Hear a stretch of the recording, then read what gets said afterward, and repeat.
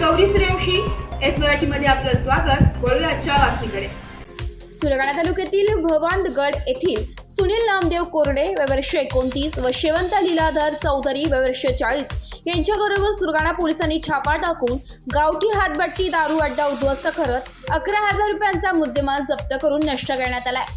सुरगाणा पोलिसांना मिळालेल्या गुप्त माहितीनुसार पोलीस निरीक्षक राहुल मोरे यांच्या मार्गदर्शनाखाली तुळशीराम चौधरी, नितीन ढेपले, शिवराम गायकवाड, सुभाष गावित, रमेश चव्हाण यांनी घटनास्थळी जाऊन दारू तयार करण्यासाठी सडवलेले रसायन, निळ्या रंगाचे प्लास्टिक टब, 100 लिटर मापाचे 2 टब मध्ये फसफसते उग्र वासाचे गुळ, मोह, नवसागर मिश्रित रसायन, 170 लिटर हातभट्टीची दारू तयार करण्यासाठी लागणारे रसायन प्रति 50 रुपये लिटर प्रमाणे 11,000 रुपये किमतीचा मुद्देमाल स्वतःच्या कब्जात बाळगताना मिळून आला म्हणून सुरगाणा पोलीस ठाण्यात गुन्हा दाखल करण्यात आलाय।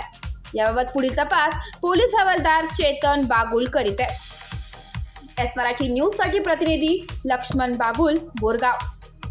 अशाच नवीन ताज्या घडामोडी जाणून घेण्यासाठी आमच्या एस मराठी न्यूज चॅनलला लाईक करा, शेअर करा, सबस्क्राईब करा आणि बेल आयकॉनला क्लिक करायला विसरू नका।